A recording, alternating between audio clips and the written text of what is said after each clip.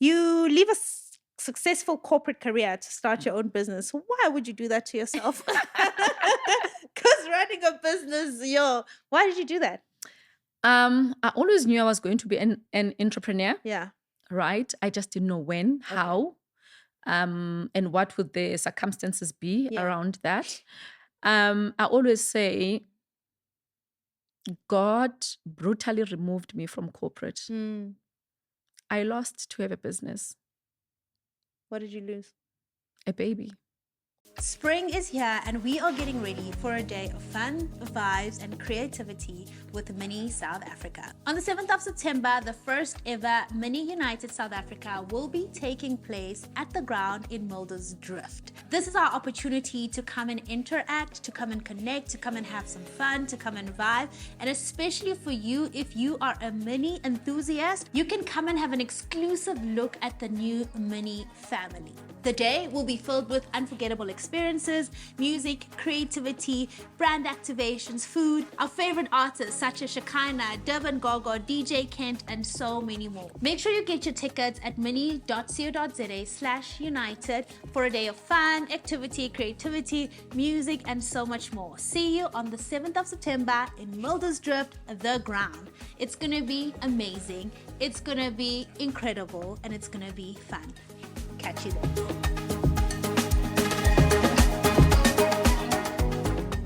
Hello, Wisdom and Wellness family. Welcome to another episode this Women's Month. I'm so excited to be having today's conversation with someone I've known for quite some time. She's a businesswoman, thought leader in strategy development, and she's the founder of Brunch with Noma, as well as Ziana Group. She's a wife and an absolutely amazing mother of 3. Welcome, Nomazibulo Tshanga. Did I say it right? Yes, Tshanga. Tshanga with the accent. The Xhosa one, not the Shanga. No. Yes. Oh, yours is the Xhosa one. Xhosa one, TSH, yeah. Okay. Because normally people associated with the CH one. Oh, Yes. okay. I'm glad I said it right. Are you good? I'm good. Thank you for having me. I'm happy here. I think the first time we met was it was at Amanda's retreat. Is that the first time we met? Yes, it was the first time we met, but not the first time we had communicated. Yes, it was. But it was 2 years ago. Yeah, it was about 2 3 years ago. Yes. And then we spent like most of the weekend together, and then Yeah. we did your brunch. Yeah. So I'm glad you're finally here. Okay, let's get to some icebreakers. What has been your favorite city to travel to and why? I think I might be biased because I just come from Italy. I knew, for some reason I knew you were gonna say Italy. So I enjoyed Sicily. Yeah. It's in Italy. Yeah. I also enjoyed Lake Como. You have to choose one. One, Sicily. Okay, what about it? It's the culture. Okay. It's the food. Yeah. It's the history. Okay. It's the architecture of the buildings, Yeah. which my husband has gotten me into. Yeah. Because sometimes I travel for the cute To stuff. the vibe, yeah. Yes, Yeah, but yeah. my husband is very deep-rooted in understanding the history, the language, the people, and just how people interact. Yeah, I think that's my favorite thing. Before I traveled a lot, I used to enjoy being at airports because at the airport, like you see how Japanese people act, how like different types of people from the world, how they act, the way they push their bags, the kind of bags they carry. So I know. it's always interesting. Okay, if you could have lunch with a singer, an actor, and a comedian all at once, who would they be? Singer, Beyonce. Okay. Actor, Charlize Theron. Is it? Yes. You like her? I like her. Okay. Number one, I like her because she's from South Africa. Yeah. Number two, I like her sustainability in a foreign country. Yeah. Yeah. Okay. So that's It's like, yes. how do you even blow up like that? Yes. The longevity. Yes, the longevity, yeah. Okay, comedian? I don't want to say Trevor Noah. Trevor Noah. But who's the short one in America? Kevin Hart. Kevin Hart. Have you listened to Dave Chappelle? No. You should listen to Dave Chappelle. Okay. He's the funniest, smartest guy ever. He swears a lot, but like he's funny and smart. So I'd love to have lunch with Dave Chappelle. Okay. He is absolutely amazing. I'll look into that. Okay, so I've attended I think 2 of your events, and I think in your introduction, what I've loved about it is how vulnerable you've been and how honest you've been. And I mean, on social media, it's very hard to share the depths of someone's story. But I really want you to kind of share a little bit about your upbringing. I think a lot of us see you and we see the fancy, the businesses, but people don't know where you come from. So if you could just share a little bit about your background. My background. Let me start with my name. Yeah. Right? My name means Nomazibulo. Yeah. Xhosa. And for the longest time, I never embraced my name. Yeah. Right? I used Theo as my second name. Okay. And I felt that my name was not hippie enough growing up. It's a very long name. Yeah. And probably you are the first, it's the first Nomazibulo that you've ever heard of, Yeah, right? 100%. So it's a unique name. And I never used to understand the depth of it. And my dad gave me that name. But when I think now in retrospect, like all my dad's kids have like long, deep meaning names. Yeah. Yes. So I am the firstborn at home, as my name alludes to. What does your name mean? Nomazibulo, firstborn. Firstborn. That's it. Okay. Firstborn with a full stop. Nomazibulo. Izibulo. Remember Moses' time in the Izibulo. Bible? Yes. Amazibulo. Yes. Got Izibulo. you. Yes. Got you. So I'm the firstborn at home. So that comes with some element of responsibilities, Yeah. right? And coming from, I was born in Port Elizabeth, now Gqeberha, and I was born from a shack, right? And the shack that I used to live in, or the area that I used to live in then, they now got, the government had to build them houses or move them out. Yeah. Because the area where we used to, where I was born, would be rain on and it will flood. Sure.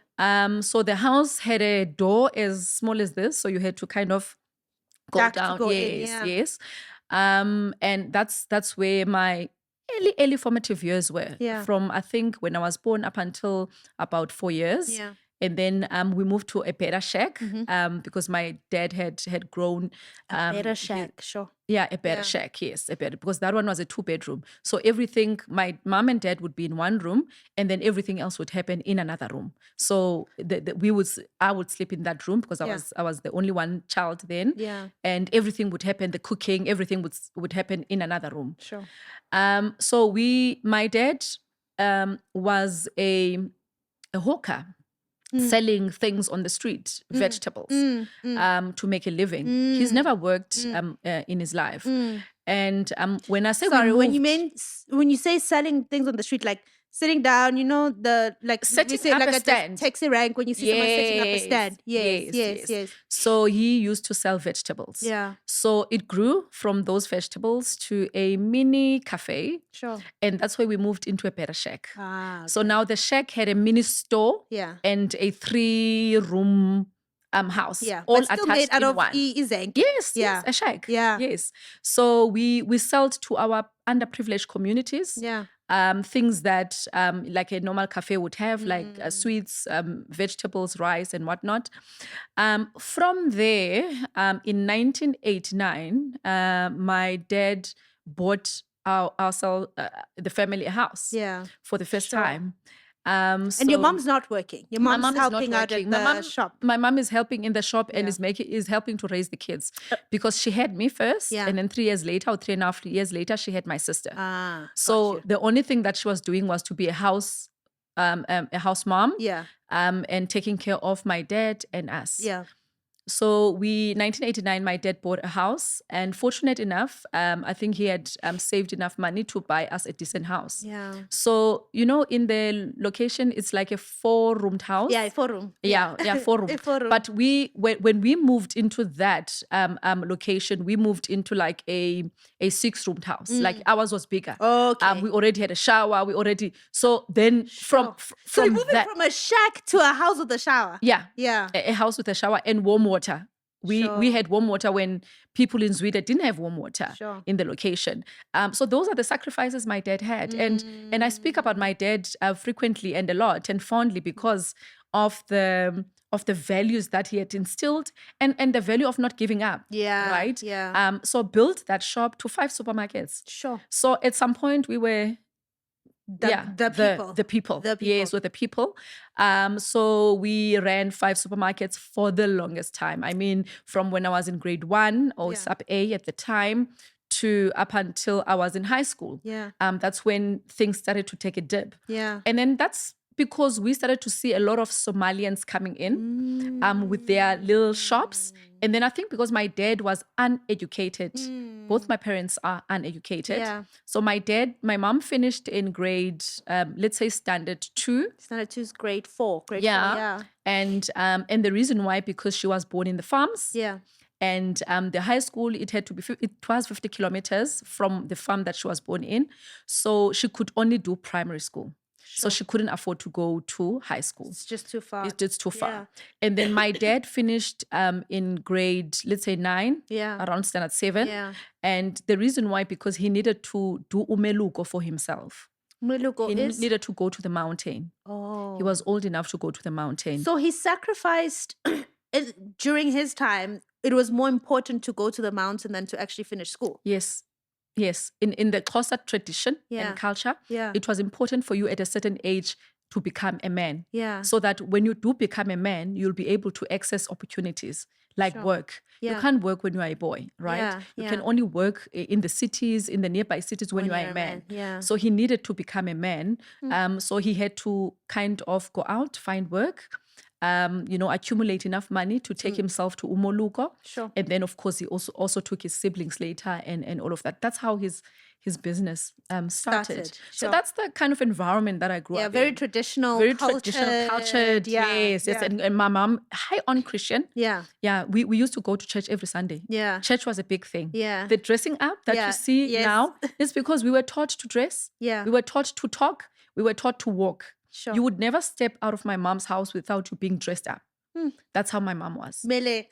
Yeah, You because must look the she part. always said, you never know who you are going to meet. You never, even if you are going to the next door neighbor, you Be don't know. presentable. Be presentable. Yeah. So the stockings, the cute little dresses. Yeah, because you you take church dressing very seriously. I mean, I wear jeans and sneakers, but I see you still. Not a lot of people still do the high heels to church and everything. I can't wear jeans at church. Yeah, it doesn't sit well with me. It must be a dress or skirt. Yes. Very cultured. So Very tell me, cultured. and I know you were younger when you were living in a shack, but do you actually remember those times? Did you ever feel like, oh, we are disadvantaged, or I'm living in poverty, or we need better, or was it just this is home?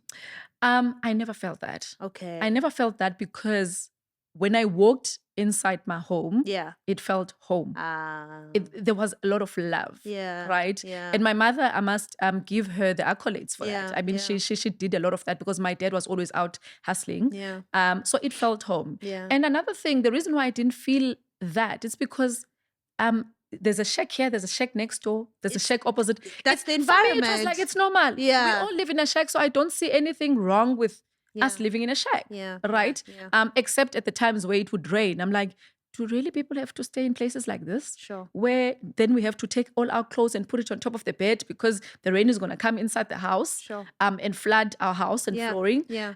So those were the times, but it never felt, because everyone in the community, It was the same. it was the same. Yeah. I speak from a point of privilege when I say winter's my favorite season, right? And I always say winter's my favorite season. I love a rainy day. But I think the more I talk to people who have grown up less privileged, I start understanding that actually it's not as simple as saying that. So for you now, how do you, when you think about your childhood, how rain meant packing up, I can imagine how disruptive that was as a child. Now as an adult, how do you perceive tough weathers? Is it just, oh, it's another beautiful rainy day? Or do you think of what that meant as a child? I was in really early formative years. Yeah. Mpumi. Yeah.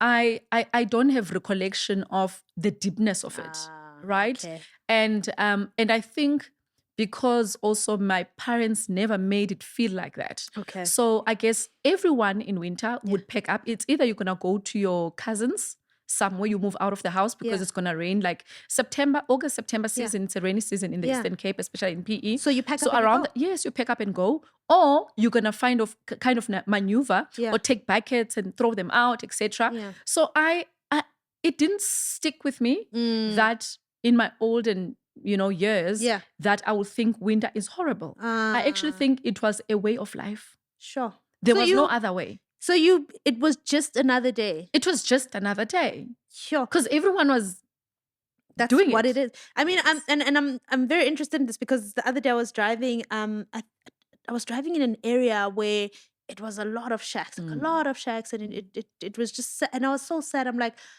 I wonder how they do it day to day. And Brendan said to me, "Is like, but that's all they know, Yeah. and it's not to minimize anyone's suffering, but it's like, I think from another side, you think, how do you do it? You feel like some people are suffering every day, but I think the way in which you portray it gives a different perspective.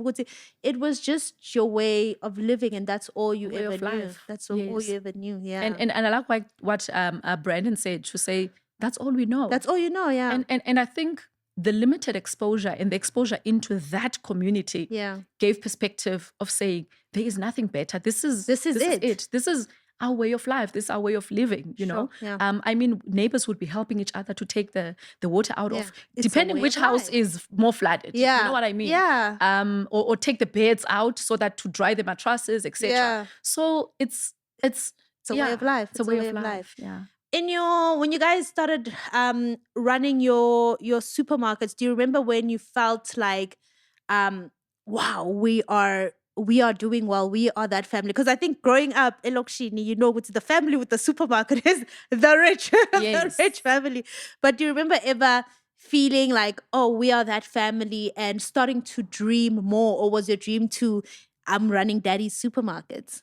My dream was never to run daddy's supermarkets. Okay. What was your dream? But I want to answer your first question Okay. first. But the most important thing for me was about I felt the need from my parents for them to be better, Yeah. so that we can be better. Okay. For them to dream better and Yeah. bigger, so that we can dream better and bigger. Okay. So I started to feel the sense of, okay, we are now doing good. Yeah. We are eating 3 meals a day. Yeah.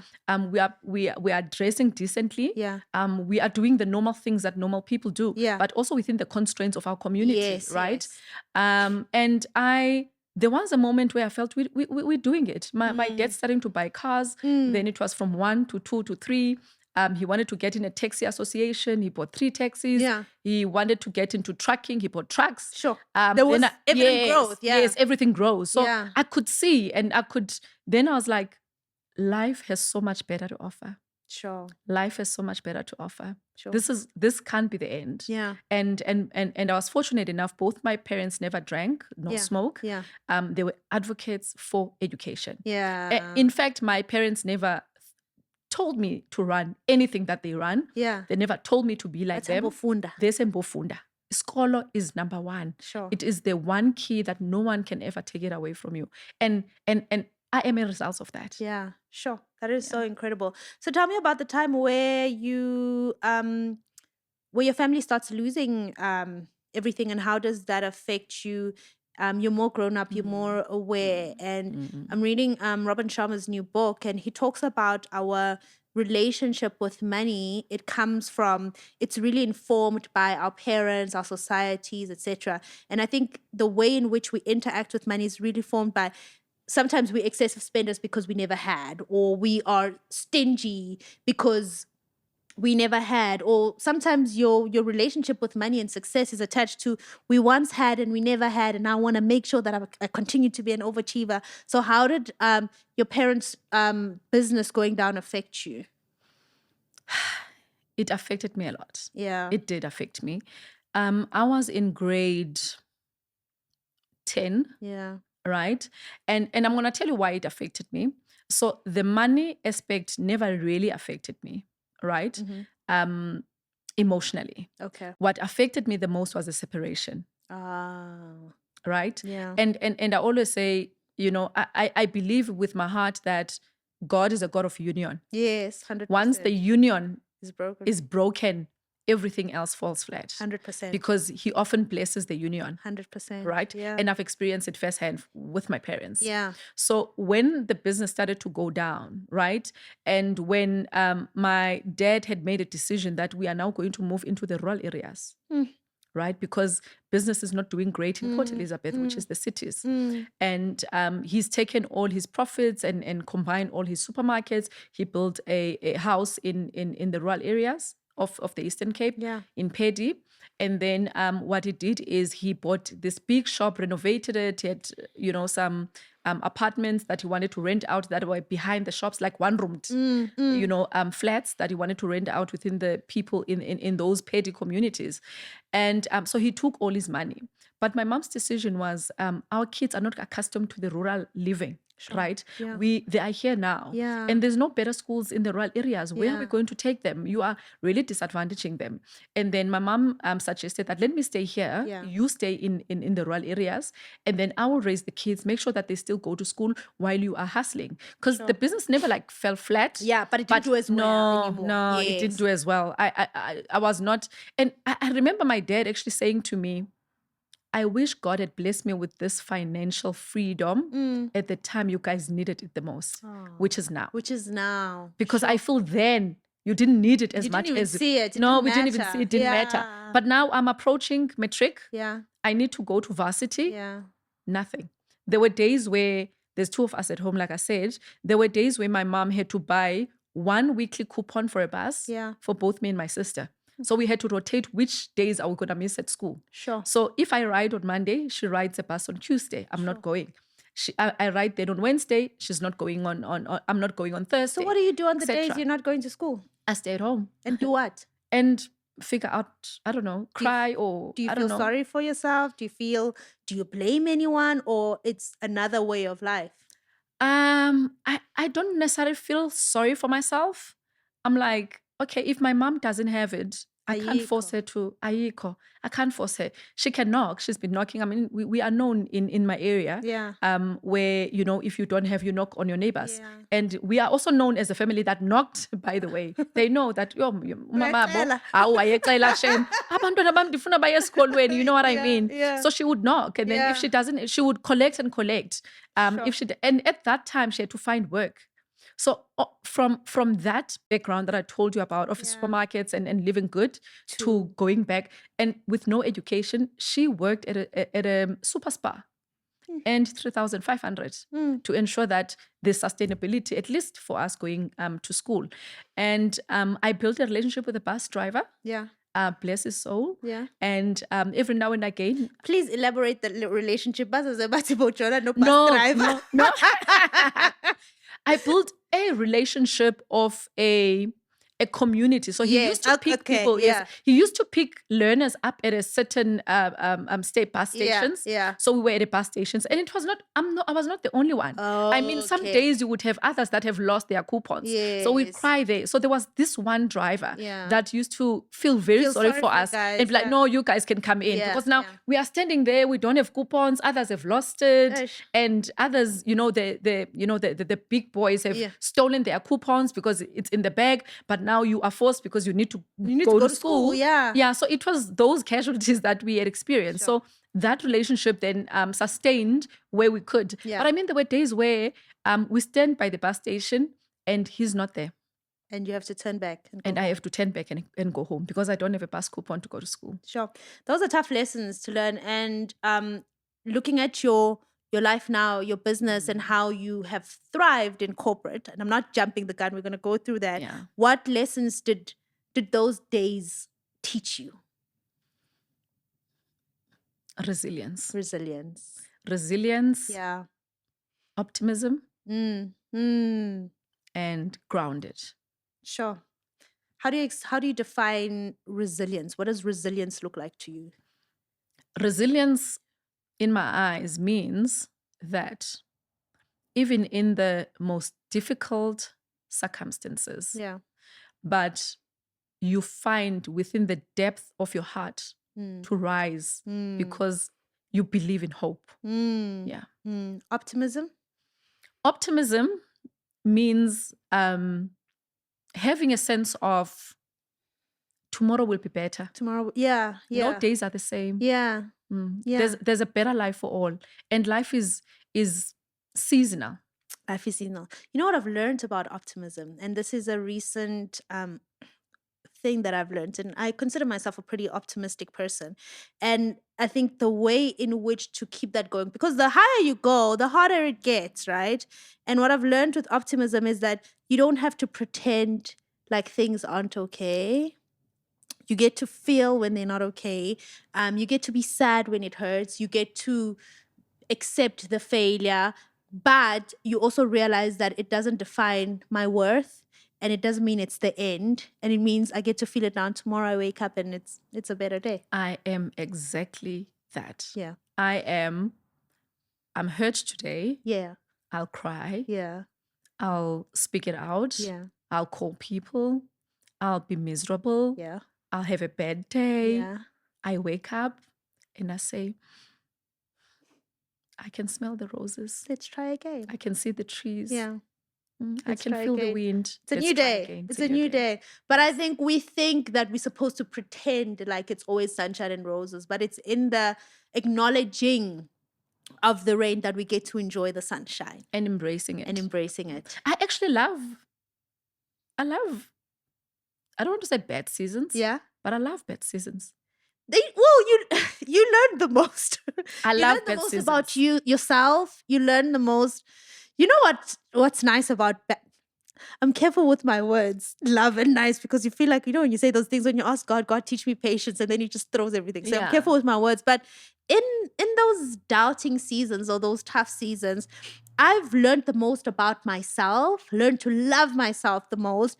And those have been my most creative moments. I don't know about you. He strengthens my character. Yeah. He makes me a different and a better version of myself than I was yesterday. Yeah. Because when things are well, there's no need to be a better person. No, there's no learning. You're kind of on autopilot. Yes, it's right? just vibes. Everything is you flowing, right? Yeah. And I do ask him, by the way, that when is my bed season coming again? Yeah. Should I prepare for it? Yeah. So I have those types of conversations with God. Sure. He's my friend. Sure. He's literally my father, my friend. Yeah. And the friend I abuse a lot. Yeah. So I would have those conversations. When is it coming? Because you need to strengthen me, and I need to be ready for it. Sure. And I need to see where it's going to come. But I mean, it will never come when we ask for it. Yeah. He brings it at the time that we need it the most. Yeah, sure.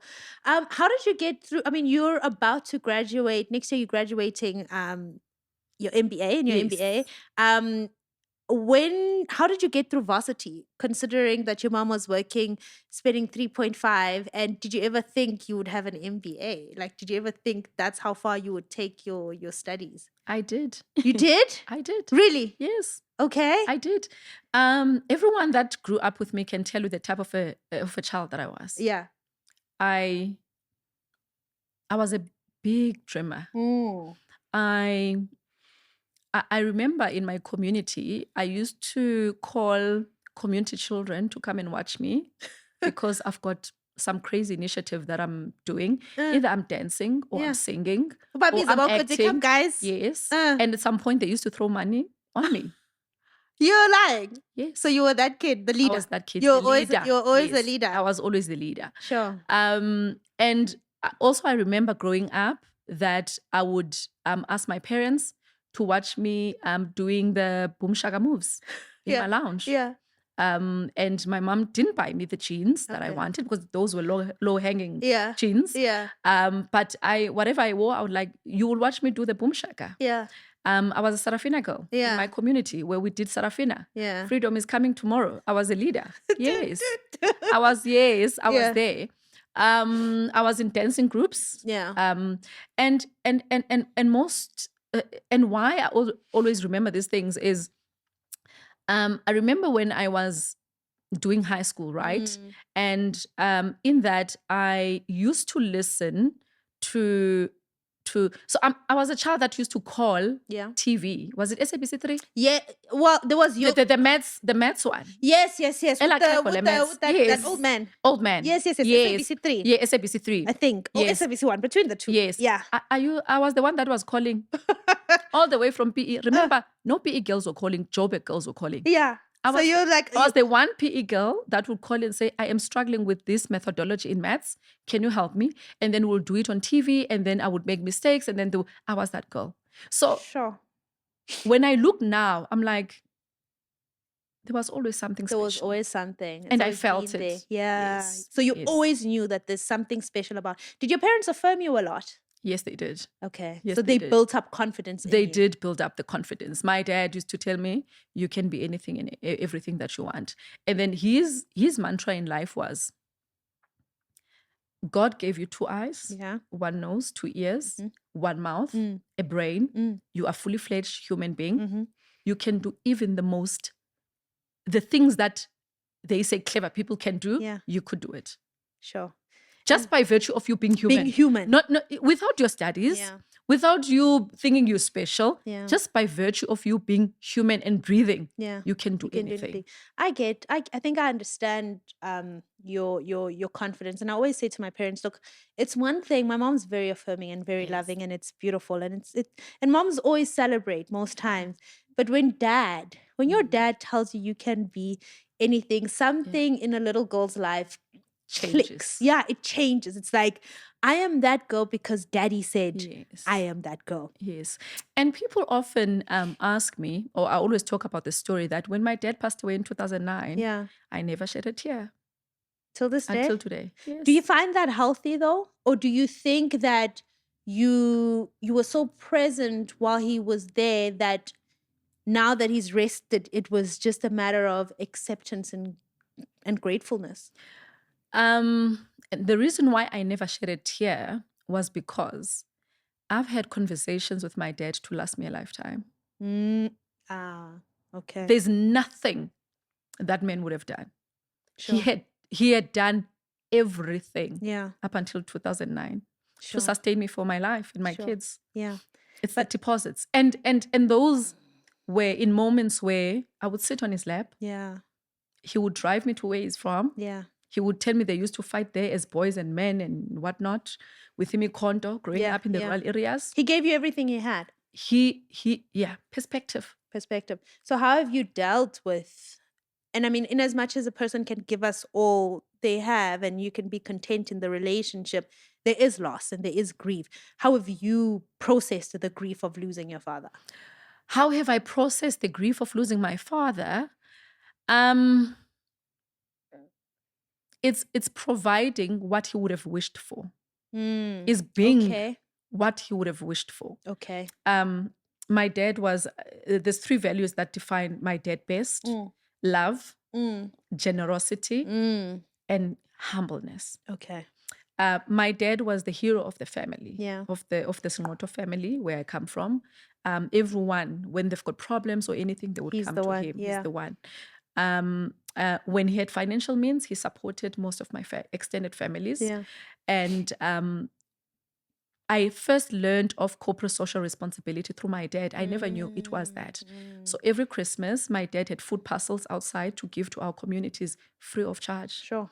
He would release his trucks, his vans, his Yeah, cars yeah. to take the community kids every first of the new year to the beach. Sure. No charge.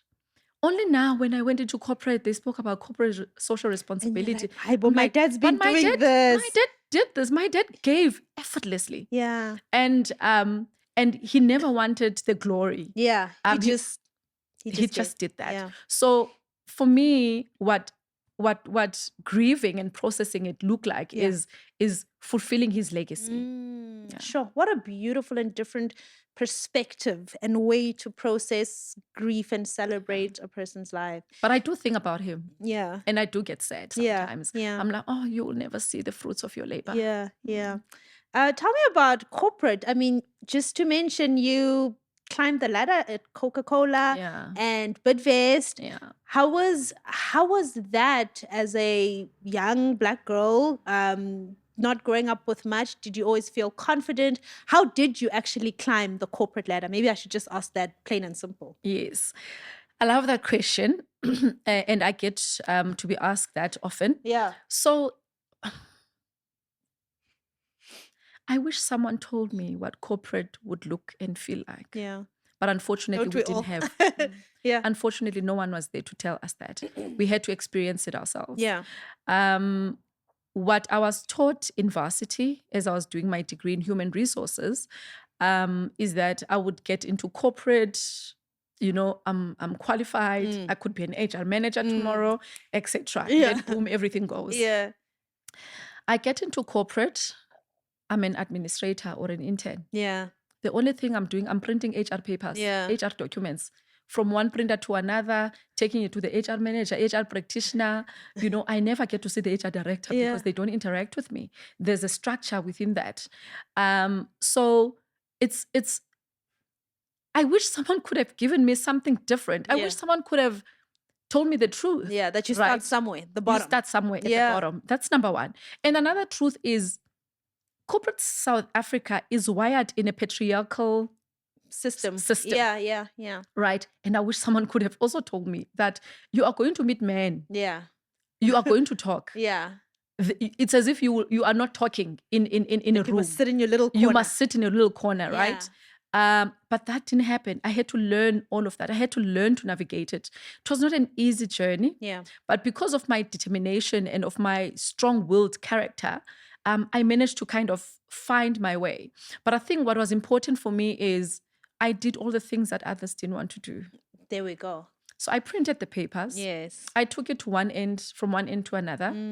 I always lift my hands for projects that seemed to be meaningless, but eventually would get to be meaningful. Yeah. I did all the things that no one wanted to do. Yeah. I was in the office at 6. Yeah. I was 6 a.m. 6 a.m. Yes. Yeah. And then I would leave the office at 8, 9, 10. Sure. I knew the HR manual. The HR manual was like a Bible like this. I knew it from page 1 to page 300 because people told me people can only trust you when you can deliver 100%. and you know what you're doing. So in order for me to acquaint myself with an HR manual that had all the HR policies, someone can ask me about maternity leave. I need to tell it to you in the middle of the night. Yeah. So I knew that off by heart. I acquainted myself with the systems that even other HR managers and practitioners would ask me, but they've been there for years. And this is you still in administration? In administration, yes. Sure. So I did.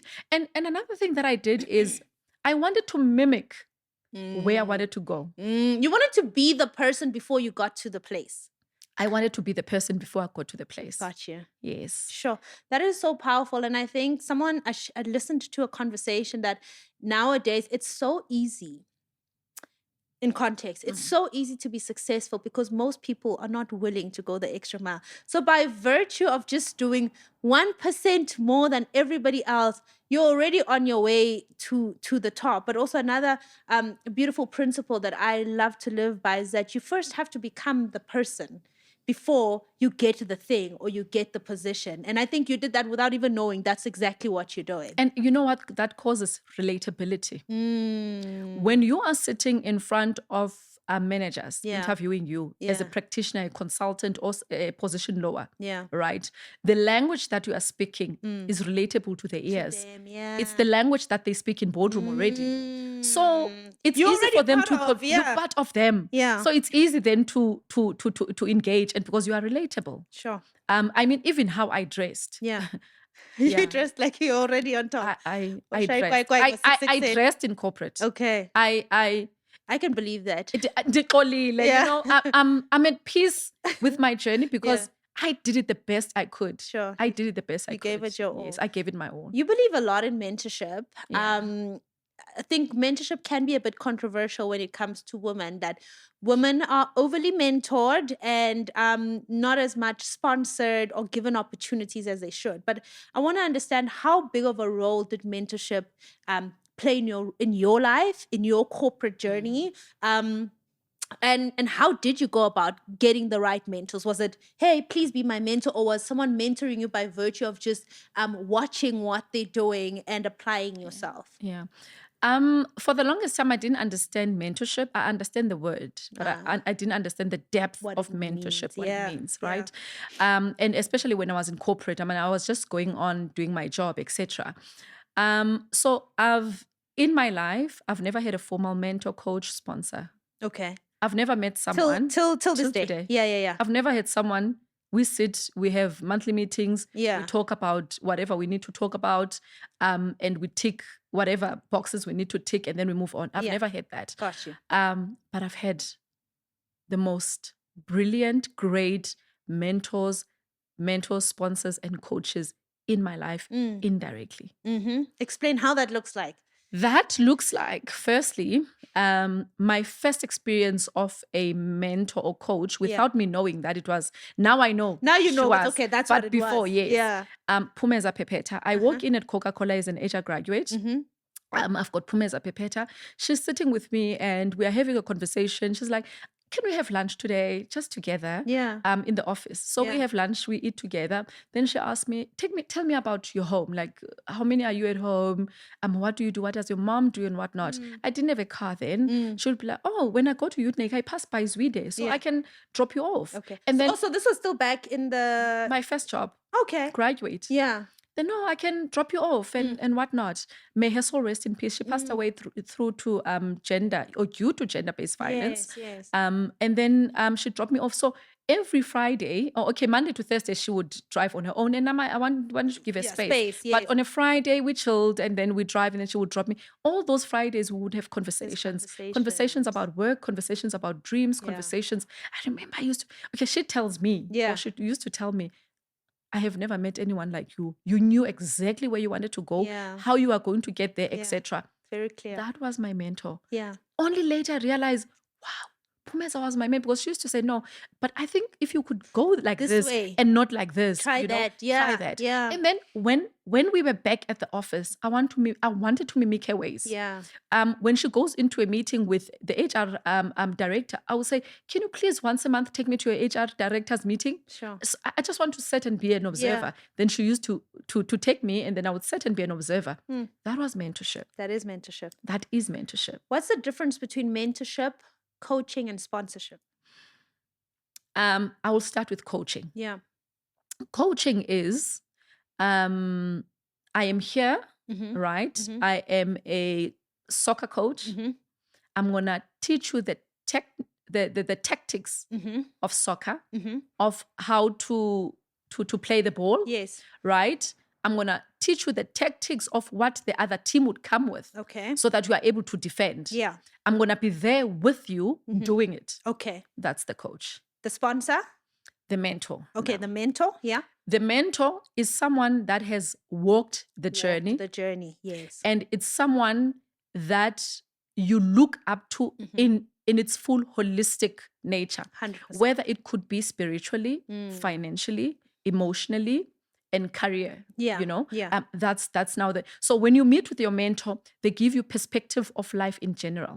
They've already walked the path. They know what it kind of looks like. Yes. And it could be I could be owning an HR company, but I could have a mentor in a construction field. Yeah. And I'm not learning about HR. That's my coach that would teach me HR. But I'm learning about how to navigate the entrepreneurial journey. Yes. What are the possible hurdles that I'm about to face? You know, how do I then navigate that? That's kind of my mentor. And with me having a family and you having a family, what does that look like? What does that look like? How do I navigate it? How do I make sure that my husband is with me and driving my dreams with me? And without making him feel less off or left out. And so that's the mentor. Gotcha. And then a sponsor is someone that's going to talk about you in rooms when you are not there. Sure. How do people get sponsors? Who do you remember when you first realized that, I've got a sponsor, and what did that look like? Like I said, I am a late boomer, so all these things I learned late. But they had happened though in my life. Exactly. But I just Yeah. So my first sponsor was Nomazibulo Tshanga. She's still here. She's still in corporate. The second sponsor was Aninka Vessels. And so Nomazibulo Tshanga, I was a new HR practitioner based in Port Elizabeth, running the PE region at Bidvest FM. Sure. And then there were other HR practitioners in Bloemfontein, Gauteng, Northwest, etc., Durban. And she advocated for me to move to the head office in Centurion and become an HR manager, because she felt she could see the difference that I was making in PE and felt PE was too small for me. Did you know her personally? I know. I knew her through work. So she just knew your work, and she knew of your work, and that's it. By virtue of that, she could vouch for you to be at the head office. Yes, that was my first sponsor. Sure. My second sponsor, Aninka Vessels. Yeah. I worked at Bidvest FM for 6 years. Yeah. I left to work at the CSIR for growth reasons. And I didn't burn any bridges. And at the time, I reported to Aninka Vessels. And when I was at at CSIR, she contacted me and said, Bidvest Steiner, they're looking for an HR and executive director. I had put your name in. Please go and have a conversation with this person, but otherwise it's already a done deal. So I went in the following day, had a conversation. Tomorrow I was called in to start, or the next month I was called in to start. And then that's how I started. So she spoke for me in my absence. Okay, continue. Last one. Also Aninka Vessels. I'm in 2010. I hope you've bought her like a nice car, like a nice. But the thing, she doesn't want anything. Flowers. Yeah. Anyway, I would buy a flower. I know you probably. I was on her 60th birthday on the 14th of March this year. Yeah. So she invited me after all these years. Yeah. Wow. Okay. So and at her home. Yeah. You know? So that's also like private, personal. And intimate, Yes. The other one is in 2010, I wanted to, 2 years into Bidvest FM, I already knew that this HR thing, I've got the qualification, but I need to know business. In order for me to climb the corporate ladder, I need to understand all the aspects and facets of business. Sure. So I want to do a business qualification. Sure. I went to her, they were not funding people to do postgraduates. I went to her and I said, it's a yes or a no. Yeah. I want to do a postgraduate in business administration and I want to do it at the UCT, Business School of Business, and I want you to fund me. Then she said, I'll think about it. She funded me, the qualification. Sure. But she said, okay, with your transportation and your accommodation, you would fund yourself. Yeah. I'm telling you, the first block session, I was hopping from one friend one day to another friend another day, and then another friend another day. Yeah. And then the one friend borrowed me their VW Golf. Yeah. The old Golf. Yeah. I used to take that. It used to stop in the middle of Cape Town. And then I used to, you know what I mean? Yeah. And when I went back to the office after the block session, she would want to know, how did it go? How's the first block session? And then I would tell her, and then I would, relate the story of, I was hopping and whatnot. Why didn't you tell me? Yes, I don't fund this, but I didn't mean that I wanted your studies to be uncomfortable. So the next block session, I will fully fund you with your accommodation and your and your transportation to get to school. I took a bus. Bumi, I took a bus to UCT. I mean, I'm a professional. You're a professional. I don't have the money for flight. I took a bus from PE. I was in PE office at the time. I took a bus from PE. I went to the bus station in Cape Town, and then my friend with the Skudonkey Golf went to pick me up, and we stayed in her place. Then I didn't want to bother her the following day. I stayed because I had to be there for 2 weeks, for 3 times in a year. Sure.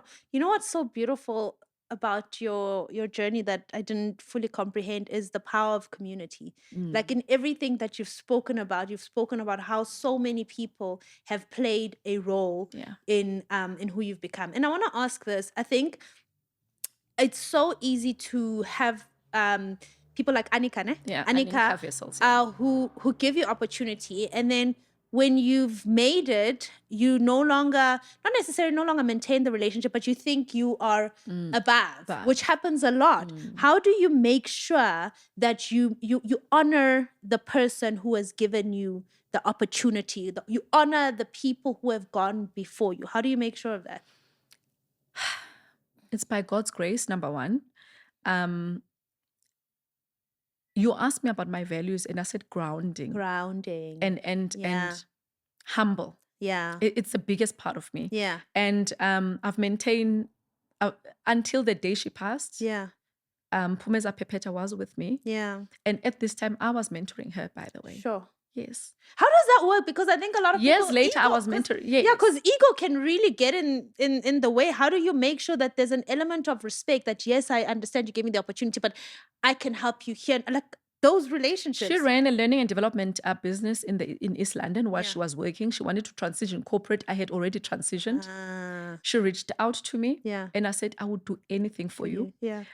In fact, a month before she passed, she came to my offices. Yeah. We shared documents. We shared how the journey looks like. Yeah. She mentored me at some parts. I mentored her on some parts. Yeah. She went back to implement a similar business that she's running in the Eastern Cape. Yeah. And then I went on to run my business. And then up until she passed. So that's the grounding that I'm talking about. No, I always don't. So in fact, it's most of the time is at my detriment, and I love it. Yeah.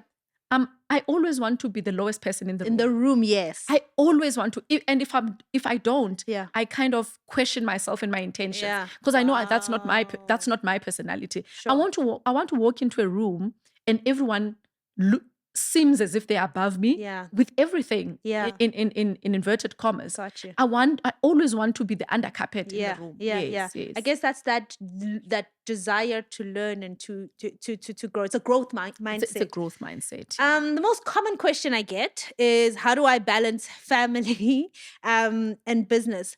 Have you ever found yourself compromising? And by compromising, I don't mean like giving up, but where you know that, okay, has to take a backseat. Have you ever found yourself having to have your family take a bit of a backseat so that your business or your career can climb up?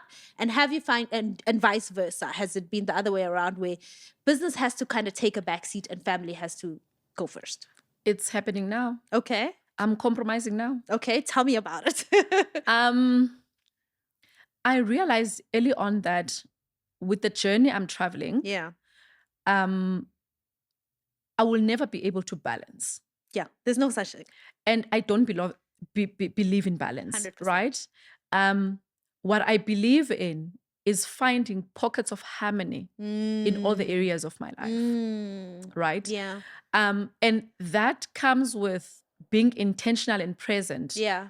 Within the time that God has given me to spend with my kids, my business, my employees, my friends, my mentorship programs, and my community at large. Yeah. So if I can be in a space, right? Yeah. And if this doesn't happen, it not hurts me, but it feels like I have not fulfilled my purpose.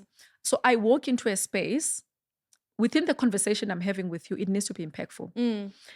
We could be having a 2-minute conversation, but I need to leave you with something. Yes, 100%. Right? So anything that comes out of my mouth is never negative. Yeah. I'm generally not a negative person. Yeah. So with pockets of my life and areas of my life, I deposit positivity to last people a week, 2, 3, when they don't see me. And I do that with my kids. Yeah. So when I'm present, I am there with them. I'm fully on.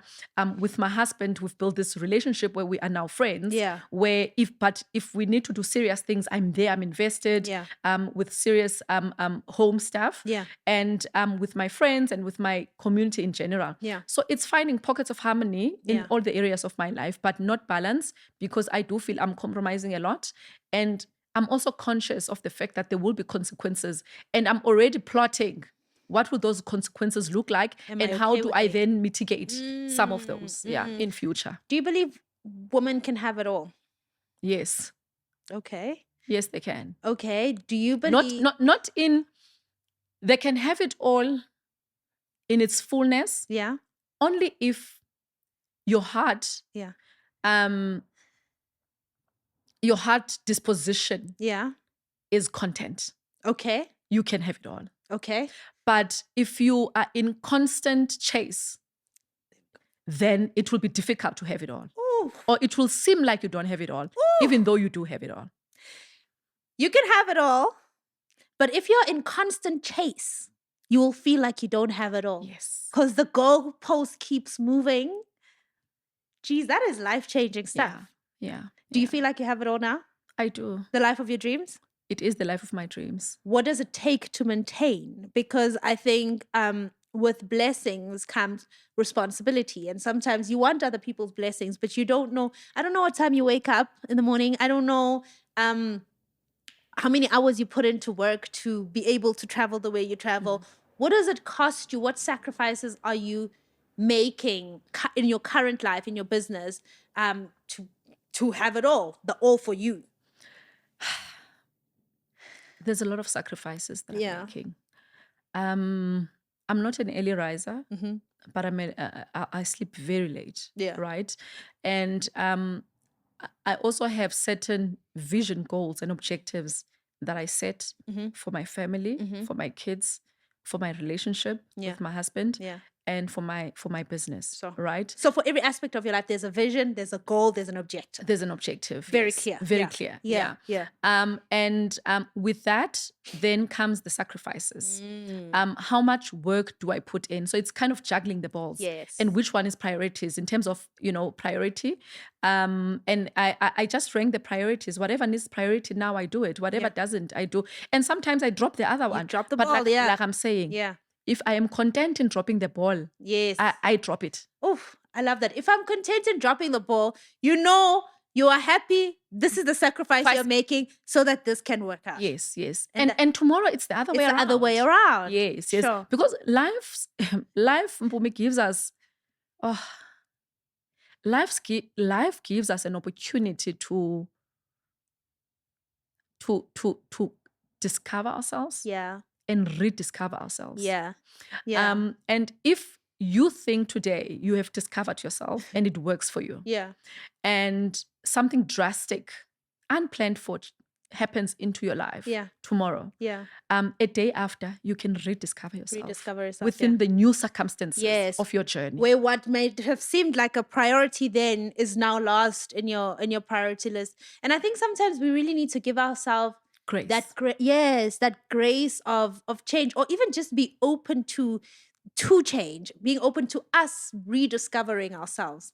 You leave a successful corporate career to start your own business. Why would you do that to yourself? Because running a business, why did you do that? I always knew I was going to be an entrepreneur. Yeah. Right? I just didn't know when, how. And what would the circumstances be around that? I always say, God brutally removed me from corporate. I lost to have a business. What did you lose? A baby called Ziana. The name of your company. The name of the company. Yeah. I was pregnant about 7 months. Yeah. Looking forward to planning the baby showers with friends and all of that. Corporate was very hectic. Yeah. We had projects that made me not to sleep, wake up very early. On one Saturday, I was at home. My husband was away. Luckily, my sister had come to visit. I could see liquids coming out. Started to go to the bathroom to check. I was like, this is excessive. I waited out. About 3 hours later, I was like, this is now excessive. I went to the hospital. When I went in at emergency room, they told me that I'm in labor. Sure. At 7 months. 7 months. When I was in labor, the first thing that I could think of was my employer. What are they going to do with the projects that I'm busy with? Sure. How is that going to look like? The first message I wrote was to them. Not your husband. Not my husband. I'm actually admitted to hospital. I'm in labor. I will tell you how things transpire. Then I sent my husband a message. Then the doctors put me in a room, and then in that room, they checked me, scanned, and everything. They say you are in labor, and we're gonna give you medication to stop the labor because it's very early. The baby had not fully, the lungs have not fully developed. Yes. They did do that, attempted to do that. 30 minutes late, I called my husband. No, you don't have to come. Everything is fine. They've put in some medication, did some things to stop the labor, so I will be fine. I just need to rest. That's what they said. You need to rest. Just need to calm down. Yeah. Calm down, you know. And I know I was not calm down at that period in my career. You're stressed. Yes, I was very stressed. And then 30 minutes later, my water broke. Baby was out, lived for 45 minutes and passed. And your husband is not there, you're all by yourself? Yes, my husband is not there, I am all by myself. He came after the effect. Sure. Sure. Firstly, I'm so sorry for your loss. Did you carry guilt? Do you carry guilt? I do. I do carry guilt. Yeah. I do. You know when they say, God will do things to you for you to slow down. Yeah. And I think that was the consequence I had to suffer. Yeah. It's just so painful that it had to be that intense. deep. Yeah. Yes. So I again called my employer after everything. Then I said to my employer, this is considered as a stillborn. Remember, I'm a labor expert, so this is considered as a stillborn. So I need to be off for 6 weeks. However, I know that you guys need me. I will be off for 4 weeks, and then I'll come back to the office, even if it's 2 days or 3 in that last 2 weeks of my 6 weeks. So even in that time, you're still thinking of your employer. Yeah, I'm thinking of my job. I'm thinking of my bread. 4 weeks later, go to my employer. I can feel something is not right. Okay, that last 2 weeks, because I'm in and out of the office, I'm not there every day. And then the 6 weeks finishes, and then I have to go back full time. On this first day, I can feel that something is not, my energy is telling me something is not right. On the second day, I get a call from the CEO. We're having a conversation about my role. Some of my responsibilities have been redistributed to some of my colleagues in finance, like the CFO at the time, and some from the marketing and all of that. And I'm left with just a portion, let's say about 40% of what I was doing. Then I said, okay, what is this called? When he called me without a calendar invite, it was a random call. Like, can you please just walk in the office, just pop in? I met him with the company lawyer. He was sitting there with a company lawyer. I looked at both of them. I knew something is not right. I had that conversation with them. I stood out after that. I said, give me time. I want to think about things because I don't think I can work like this after I've put in everything. I went home, I cried, I did all of that. I said to my husband, they don't know me. I'm a fighter, Kembumi. I said, they don't know me. They don't know me. They are going to know me now. I'm going to fight this tooth and nail. Tooth and nail. Sure. Do you remember where I'm coming from? Yeah. I'm recovering. Even my womb is not yet settled. Sure. Then it was a weekend. We had a very constructive, reasonable, and logical conversation with my husband. My husband said, it's time for you to go. Sure. I had registered the company 6 months ago in my pregnancy because I had already named the business was Ziana, you know, and I knew I had started the business. And then I knew that the name of the baby was going to be Ziana. And then Ziana would then be the business, right? Okay. Yes. Then we had a logical conversation, and then he said, "You worth more than this, and God wants you to pursue other interests that you've always wanted to pursue. Go and have a conversation, and negotiate your way out." Instead of staying in an environment where where you've sacrificed, where you give your all, Then I went in the following day, negotiated my way out. I got a lucrative exit.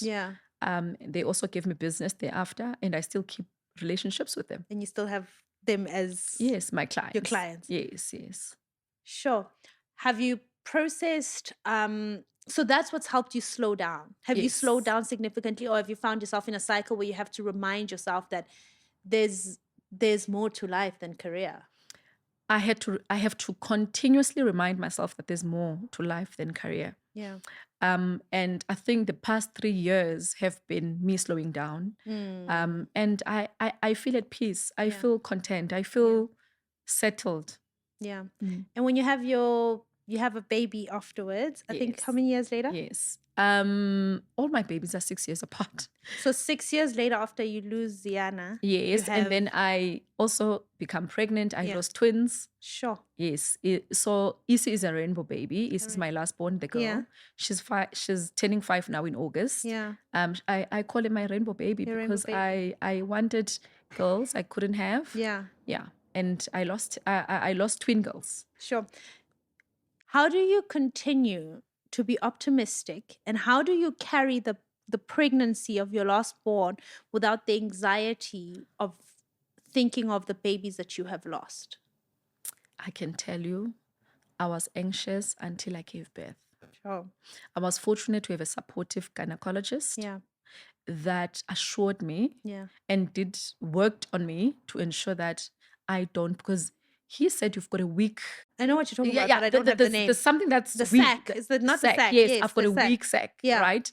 And hence I always, because even my firstborn is a premature baby. Sure. Hence I always have babies at premature, Yeah. especially if you work in highly You're stressed, under stress. Yeah. So he, bless him, Yeah. he made sure that he walked this journey with me. Sure. Up until we delivered, Yeah. easy, healthy, and happy. Mm. And I was so grateful. It's one of my blessings. Yeah. It's one of the things I say, God, thank you once again. You restored. Yeah. Yeah.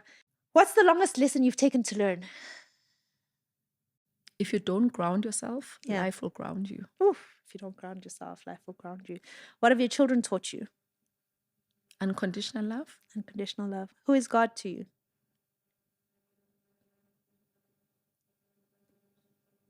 The way, the life, and the truth. The way, the life, and the truth.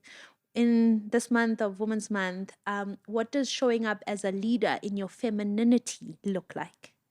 Not trying to be a man. Showing up as yourself. Showing up as yourself. No compromises. No compromises. Okay. Wall of Wisdom. What's a verse or a quote that you live by? Recently, it's my quote, which says, commit to the possibilities of you. Once you commit to transforming yourself, providence follows you. Oh, commit to the possibilities of you.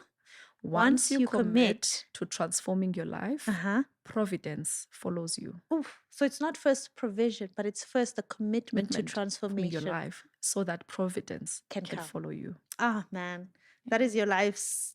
Yeah. That is a theme of your life. That's the theme of my life. A book we should all read. I don't know. For me, I don't know. I don't know what people like to read. And what book do you love? I'm in entrepreneurial journey. All these business books. Business books, yes. The current book that I'm reading is Entrepreneurial Insights by Dr. Divine Simbin Lukula. Okay. From Zimbabwe. Yeah. Who built one of the biggest security company in Zimbabwe and employs 4,200 people as a Black female. Woo! Yes. Okay. Yeah. Finish the sentence. A wise woman once said.